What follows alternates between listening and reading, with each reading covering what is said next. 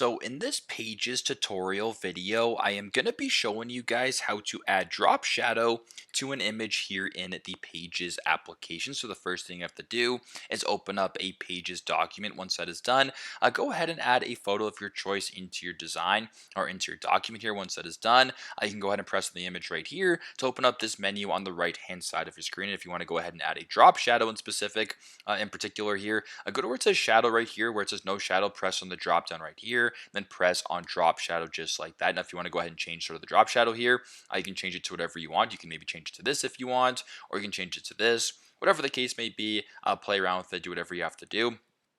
If you want to increase the blur, slide this little bar to the right. If you want to decrease it, slide it to the left. Same goes for offset.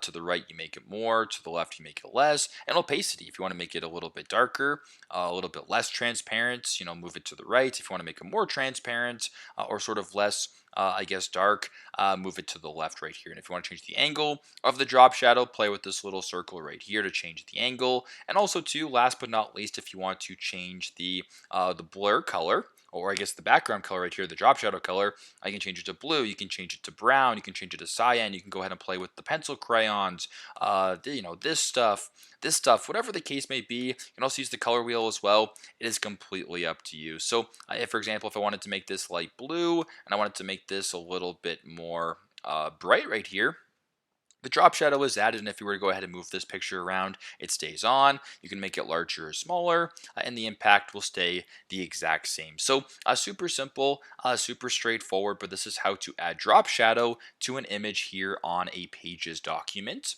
Thanks again for watching, and I hope this video helps.